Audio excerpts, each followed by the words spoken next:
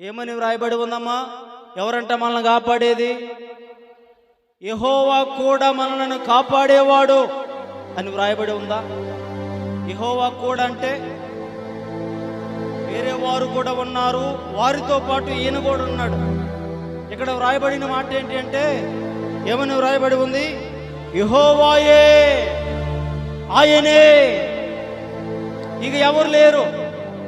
ఆయనే నిన్ను కాపాడువాడు, ఆయన నిన్ను రక్షించువాడు, ఆయన నీకు తోడుగా ఉన్నవాడు, రాకపోకలలో నీకు సహాయము చేసేవాడు ఆయనే, ఇంకెవరు లేరు.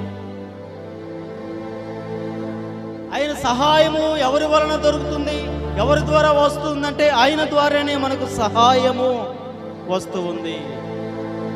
ఏ విషయాల్లో సహాయం వస్తూ ఉంది అంటే, శ్రమలలో ఆయన నీకు సహాయము చేస్తాడు, ఇబ్బందుల్లో నీకు సహాయము చేస్తాడు, నీ పాదములు తొట్టిల్లనీయడు.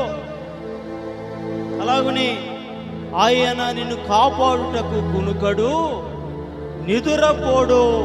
ప్రతి నిమిషము మనల్ని కాపాడుతూ సంరక్షిస్తూ మనలను బహుగా ప్రేమిస్తూ ఉన్న దేవుడు మన ప్రభు అయిన యేసు క్రీస్తు వారు అనే విషయాన్ని మనము యొక్క రాత్రి వేళ జ్ఞాపకము చేసుకోవలసిన వారమై ఉన్నాం.